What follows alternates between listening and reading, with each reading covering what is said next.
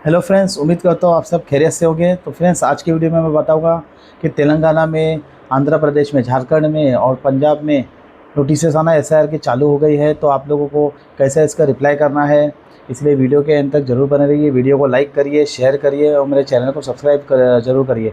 तो फ्रेंड्स, मुझे बहुत सारे डीएम्स आ रहे हैं, क्वेरीज आ रहे हैं इंस्टाग्राम पर और यूट्यूब के वीडियोज़ पे कमेंट आ रहे हैं कि हमें नोटिस इशू हो गए हैं। ठीक है, तो सबसे पहले तो मैं तेलंगाना स्टेट की बात करूँगा। तेलंगाना में अभी 17 तारीख को ही ड्राफ्ट रिलीज़ हुआ है और आज 22 तारीख है।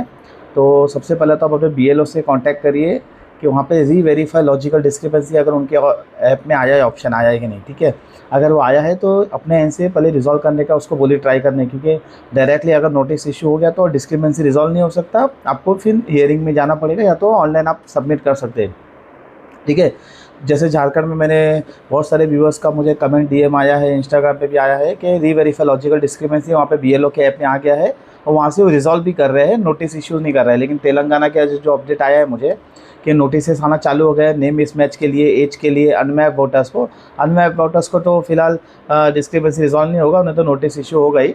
ठीक है, तो पहले तो अपने बीएलओ से कांटेक्ट करिए कि री वेरीफाई लॉजिकल डिस्क्रिपेंसी उनके मोबाइल ऐप में आ गया है। अगर वो आ गया है तो वहाँ से वो पंचनामा की बेसिस पे डिस्क्रिपेंसी को रिजॉल्व कर सकते हैं। अगर नहीं कर सकेंगे तो फिर वो नोटिस इशू करेंगे। ठीक है, तो अभी मैं आपको बता दूं कि नोटिस इशू कैसे आपको हुआ होता है और आपको कैसे चेक करना है। ठीक है, तो आप ईसीआई की वेबसाइट पे जाइए, वहाँ पे आपको चेक नोटिसेस करके ऑप्शन दिखेगा। ठीक है, फिल एनुमरेशन फॉर्म के नीचे submit documents against notice issued करके उस पर आप क्लिक करके अपना मोबाइल नंबर से या फिर एपिक नंबर से आप लॉगिन करिए ओटीपी के थ्रू। आपको नोटिस अगर इशू हुआ है तो वहाँ पे दिखेगा। अगर ऐसा नहीं है कि आपने एक बार चेक कर लिया नोटिस इशू नहीं हुआ, ठीक है, वो बीएलओ के ऊपर है। बीएलओ ने जैसे आपको उसके ऐप में नोटिस इशू कर दिया, वो आपको जब वेबसाइट पर आपको दिखेगा। ठीक है, तो आपको हो सकता है कि डेली देखते रहो ना, क्योंकि एक महीने का पूरा केएमएन ऑब्जेक्शन के पीरियड है, उसके बाद नोटिस का पीरियड है, 2 महीने का पीरियड है। 2 महीने के पीरियड के अंदर कभी भी नोटिस इशू हो सकता है। ठीक है, तो अभी यहाँ पे मुझे बहुत सारे लोगों का डीएम और क्वेरी आया कि स्क्रीनशॉट वगैरह शेयर किया गया है डॉक्यूमेंट अपलोड का। ठीक है, तो जो 11 लिस्ट ऑफ ईसीआई ने डॉक्यूमेंट्स दिए है ना, उसी में से आपको अपलोड करना होगा। उसके अलावा आपके पास कोई ऑप्शन नहीं है दूसरा डॉक्यूमेंट्स अटैच करने के लिए। जैसे आधार बर्थ सर्टिफिकेट हो गया, पासपोर्ट हो गया, स्कूल सर्टिफिकेट हो गया। ठीक है, पेंशन पेमेंट ऑर्डर हो गया, गवर्नमेंट इशूड कोई आइडेंट प्रूफ आपके पास होगा, एनआरसी का कोई डिटेल्स होगा, लास्ट एसआईआर का कोई डिटेल्स होगा। ठीक है, जो 11 लिस्ट ईसीआई ने दिया है उसी में से आपको कोई डॉक्यूमेंट अपलोड करना होगा। वहाँ पे आपको 2 ऑप्शन मिल रहा है, एक फ्रंट एंड बैक का। ठीक है, तो फ्रंट के अंदर आपके पास जो भी डॉक्यूमेंट्स है उसका आप आगे का पीछे का एक जो कॉपी है, जैसे पासपोर्ट है तो उसका फ्रंट का और बैक का लगा दीजिए। बर्थ सर्टिफिकेट आप सिर्फ बर्थ सर्टिफिकेट फ्रंट का लगा दीजिए और आप बैक में भी आप सेम ही लगा दीजिए, कोई इशू नहीं है। ठीक है, और जहाँ पर भी नेम मिसमैच 2002 का सेल्फ में जिसने मैपिंग किया है उसको लास्ट एसआर का 2002 का रिकॉर्ड अपलोड करना है। ठीक है, तो उसको यादी का जो सबसे फर्स्ट पेज होता है कि कौन से असेंबली कॉन्स्टिट्यूंसी और पार्ट की यादी है वो पेज, और जो पेज में आपका नाम आया है 2002 की लिस्ट में वो वाला पेज, ये दोनों पेज आपको अपलोड करना है। ठीक है, अच्छा एक चीज़ यहाँ पे अपडेट कर दूँ मैं, ऑनलाइन अगर जो भी अपना डॉक्यूमेंट्स अपलोड कर रहा है इसी आई के नोटिस के अगेंस्ट में, तो उसका आधार कार्ड से ना नाम है ना मैच होना चाहिए एपिक कार्ड का। ठीक है, अगर आपका मैच नहीं होगा तो आप ऑनलाइन सबमिट नहीं कर सकोगे। वैसे तो मैं सभी को यही रिक्वेस्ट करूँगा कि आपको अगर नोटिस इशू हुआ है ना तो आप ऑफलाइन के थ्रू ही जाइए, ऑनलाइन के थ्रू मत जाइए। ऑनलाइन के थ्रू आप जाकर डॉक्यूमेंट अटैच करेंगे तो वो एक्सेप्ट या रिजेक्ट होगा, कब होगा आपको पता नहीं होगा। ठीक है, आपको बार बार उसका स्टेटस चेक करना रहेगा। इससे अच्छा है ऑफलाइन जाइए, आप ऑफलाइन डॉक्यूमेंट सबमिट करिए। वहाँ पे जो ईआरओ होगा आपको चेक करके तुरंत आपको बता देगा कि आपका डॉक्यूमेंट क्लियर है नहीं है। ठीक है, तो आप ऑनलाइन भी कर सकते हैं, लेकिन आपको उसका स्टेटस चेक करना होगा कि ईआरओ ने आपका डॉक्यूमेंट जो है एक्सेप्ट किया या नहीं किया करके। जैसे एनुमरेशन फेज में हम डॉक्यूमेंट बीएलओ को सबमिट करने के बाद चेक कर रहे थे। ठीक है, तो ये आपको करना होगा।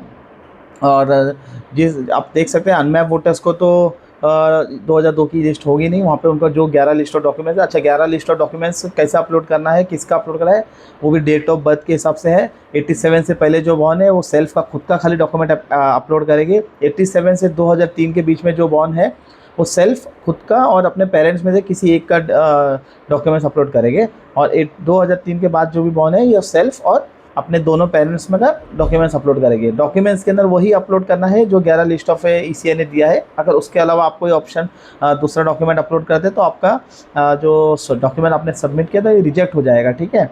तो यही मुझे एक अपडेट देना था कि नोटिसेस आना चालू हो गए। अगर किसी को भी कुछ हेल्प चाहिए आप मेरी यूट्यूब की मेंबरशिप ले सकते हैं, मैं आपकी हेल्प कर दूंगा। आप मुझसे कनेक्ट हो सकते हैं। इंस्टाग्राम पे मैं आपके साथ कॉल पर अवेलेबल रहूँगा अगर आपको नोटिसेस अगर इशू हुआ है तो, ठीक है। और उसको अभी आप ऑनलाइन भी अगर करना है तो आप मुझे डॉक्यूमेंट शेयर कर दिएगा तो मैं ऑनलाइन भी आपके जो नोटिसेस का आंसर दे दूँगा। आप मेरी मेंबरशिप लीजिए, यूट्यूब पे जाके मुझे इंस्टा पे आप स्क्रीनशॉट शेयर कर दीजिए कि आपने मेंबरशिप ली है। उसके बाद में आगे का जो प्रोसेस होगा नोटिस को आपको कैसा आंसर करना है ऑनलाइन के थ्रू आपको मैं गाइड कर दूंगा, ठीक है। हम डॉक्यूमेंट अटैच करके आंसर कर देंगे। और जिस किसी को भी अगर कुछ समझ में नहीं आ रहा है कि नोटिस बीएलओ ने दिया है कैसा चेक करना है तो वो भी मुझे डीएम कर सकते हैं इंस्टाग्राम के ऊपर। लेकिन आपको मेंबरशिप आप लेना होगा क्योंकि बहुत सारे मुझे डीएम्स क्वेरी आते हैं, मैं सभी के आंसर क्वेरीज रिप्लाई नहीं कर पाता हूँ। अगर आप मेरे मेंबर होगे तो मैं प्रायोरिटी मेंबर लिस्ट में आपको ऐड कर दूँगा। आपका जो भी क्वेरी आएगा सबसे पहले प्रायोरिटी में आपका रिजॉल्व करने का ट्राई करूँगा, ठीक है। तो ज़्यादा कुछ टेंशन की बात नहीं है। अगर किसी को भी नोटिस आ रहा है तो आप आपके डॉक्यूमेंट्स है, अगर जिसके पास भी डॉक्यूमेंट्स नहीं है तो लिस्ट वाले मतलब 11 लिस्ट ऑफ डॉक्यूमेंट्स में से कोई डॉक्यूमेंट नहीं है तो आपके पास जो डॉक्यूमेंट्स अवेलेबल है वो डॉक्यूमेंट्स लेके आप ईआरओ के पास जा सकते हैं। उनको रीज़न बता सकते हैं कि आपके पास क्यों डॉक्यूमेंट अवेलेबल नहीं है। आप स्कूल नहीं गए, स्कूल के डॉक्यूमेंट्स नहीं, आपके पास बर्थ सर्टिफिकेट नहीं, आपने घर में आपका बॉर्न हुआ था, ठीक है। जो भी डॉक्यूमेंट्स आपके पास अवेलेबल होंगे सारे डॉक्यूमेंट्स लेके जाके आपको ईआरओ के पास दिखाना होगा, आपका खुद का, सेल्फ का, पेरेंट्स का, ठीक है। और अब अच्छा एक चीज़ याद रखिए, जिस किसी का भी ड्राफ्ट लिस्ट में नाम आया है इसका मतलब ये नहीं हो गया कि उसका एसआईआर की फाइनल लिस्ट में नाम आ गया, ठीक है। अगर आपको नोटिस इशू हुआ है तो आपको उसका आंसर देना होगा, डॉक्यूमेंट सबमिट करना होगा। अगर वो 1-1.5 महीने का जो टाइम है, पीरियड है, ठीक है, और जो ये नोटिस के ऊपर डेट और टाइम लिखा है वो पीरियड को अगर आप नहीं गए ना तो आपका नाम इलेक्शन लिस्ट से डिलीट हो जाएगा, एसआईआर की फाइनल लिस्ट में नाम आएगा नहीं आपका। इसके लिए नोटिस जिस किसी को भी आया तो उसको सीरियसली लीजिए और उसको इग्नोर मत करिए। जाके अपने बीएलओ को कांटेक्ट करिए। बहुत लोग का क्वेरी ये भी आ रहा था कि एएसडीडी जो लिस्ट है उसमें भी नाम नहीं है और ड्राफ्ट लिस्ट में भी नाम नहीं आया है, तो उन्हें क्या करना है अपने बीएलओ से कांटेक्ट करिए जाके कि उनका नाम एब्सेंट लिस्ट में भी नहीं आया है और ड्राफ्ट लिस्ट में भी नहीं आया, तो उनका फॉर्म जो है सबमिट तो हो गया है लेकिन लिस्ट में नाम क्यों नहीं आया। तो उनको फॉर्म नंबर 6 ही भरना होगा क्योंकि वापस से अगर उनका नाम रिकॉर्ड डिलीट अगर हो गया है तो फॉर्म नंबर 6 भर के आपको एडिशन कराना होगा आपका रिकॉर्ड में वापस से नाम।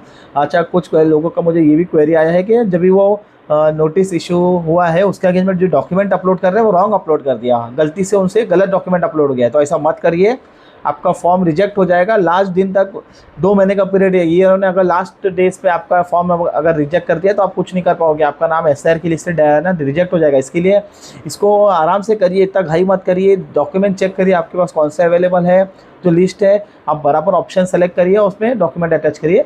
याद रखिए अगर आपका नाम इलेक्शन कार्ड से और आधार कार्ड का मैच होता है तो ही आप ऑनलाइन सबमिट कर सकते हैं, नहीं तो आपको ऑफलाइन के तो ही जाना होगा, ठीक है। वीडियो को ज़्यादा से ज़्यादा लाइक करिए, शेयर करिए, मेरे वीडियो को हाइप जरूर करिए ताकि लोग दूसरे लोगों तक भी मेरा वीडियो पहुंच सके। और मेरे चैनल को रिक्वेस्ट करूँगा सब्सक्राइब जरूर करिए। आपको कोई भी क्वेरी आता है अगर मुझे इंस्टाग्राम पे आप डीएम कर सकते हैं या फेसबुक पे शेराज 360 जो मेरा पेज है इंस्टा और फेसबुक पे आप मुझे डीएम कर दीजिए। Thank you.